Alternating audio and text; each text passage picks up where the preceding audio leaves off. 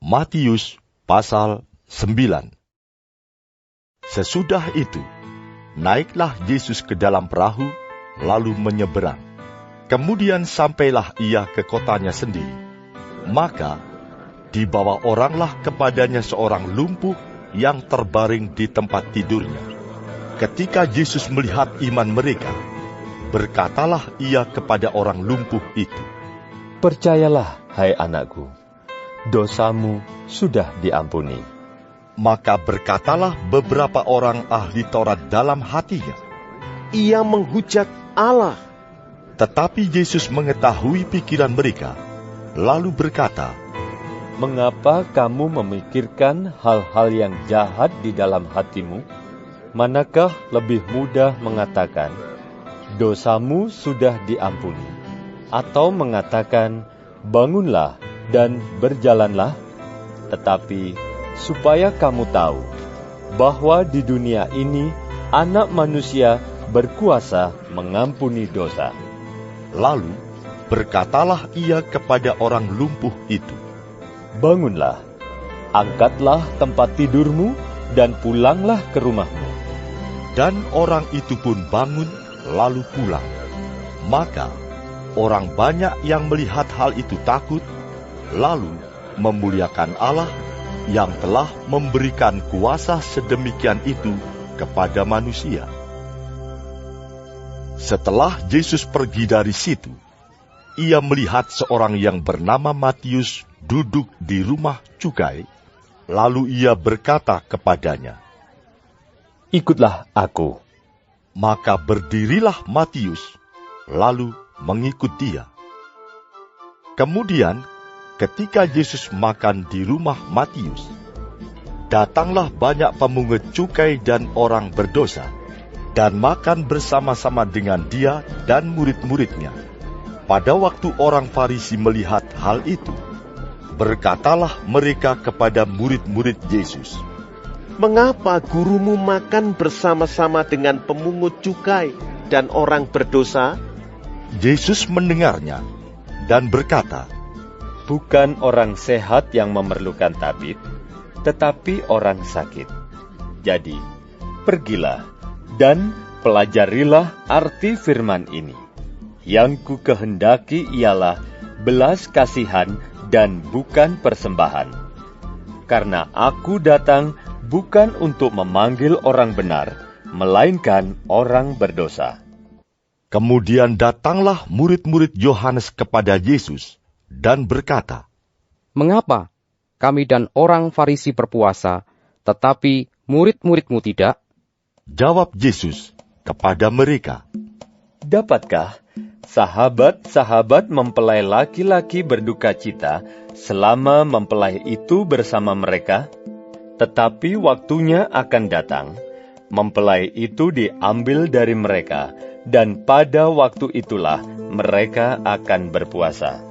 Tidak seorang pun menambalkan secari kain yang belum susut pada baju yang tua, karena jika demikian, kain penambal itu akan mencabik baju itu, lalu makin besarlah koyaknya. Begitu pula, anggur yang baru tidak diisikan ke dalam kantong kulit yang tua, karena jika demikian, kantong itu akan koyak, sehingga anggur itu terbuang dan kantong itu pun hancur. Tetapi anggur yang baru disimpan orang dalam kantong yang baru pula, dan dengan demikian terpeliharalah kedua-duanya. Sementara Yesus berbicara demikian kepada mereka, datanglah seorang kepala rumah ibadat, lalu menyembah dia, dan berkata, "Anakku perempuan baru saja meninggal, tetapi datanglah dan letakkanlah tanganmu atasnya, maka ia akan hidup."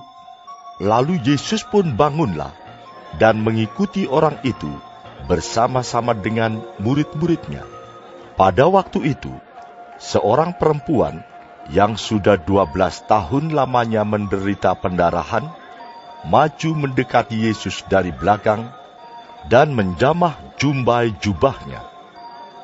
Karena katanya dalam hatinya, "Asal ku jamah saja jubahnya, aku Aku akan sembuh. Tetapi Yesus berpaling dan memandang dia, serta berkata, Teguhkanlah hatimu, hai anakku, imanmu telah menyelamatkan engkau. Maka sejak saat itu, sembuhlah perempuan itu. Ketika Yesus tiba di rumah kepala rumah ibadat itu, dan melihat peniup-peniup seruling dan orang banyak ribut, berkatalah ia, Pergilah, karena anak ini tidak mati, tetapi tidur. Tetapi mereka menertawakan dia. Setelah orang banyak itu diusir, Yesus masuk dan memegang tangan anak itu. Lalu bangkitlah anak itu. Maka tersiarlah kabar tentang hal itu ke seluruh daerah itu.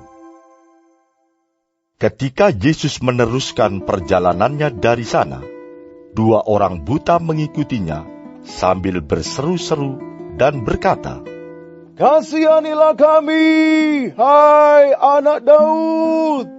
Setelah Yesus masuk ke dalam sebuah rumah, datanglah kedua orang buta itu kepadanya, dan Yesus berkata kepada mereka, Percayakah kamu bahwa aku dapat melakukannya?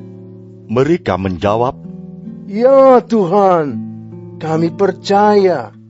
Lalu Yesus menjamah mata mereka sambil berkata, Jadilah kepadamu menurut imanmu. Maka meleklah mata mereka, dan Yesus pun dengan tegas berpesan kepada mereka, katanya, Jagalah supaya jangan seorang pun mengetahui hal ini. Tetapi mereka keluar dan memasyurkan dia ke seluruh daerah itu. Sedang kedua orang buta itu keluar, dibawalah kepada Yesus seorang bisu yang kerasukan setan. Dan setelah setan itu diusir, dapatlah orang bisu itu berkata-kata. Maka heranlah orang banyak, katanya, Yang demikian belum pernah dilihat orang di Israel. Tetapi orang Farisi berkata, Dengan kuasa penghulu setan, ia mengusir setan. Demikianlah Yesus berkeliling ke semua kota dan desa. Ia mengajar dalam rumah-rumah ibadat dan memberitakan Injil Kerajaan Surga, serta melenyapkan segala penyakit dan kelemahan. Melihat orang banyak itu, tergeraklah hati Yesus oleh belas kasihan kepada mereka, karena mereka lelah dan terlantar seperti domba yang tidak bergembala. Maka katanya kepada murid-muridnya, Tuaian memang banyak, tetapi pekerja sedikit.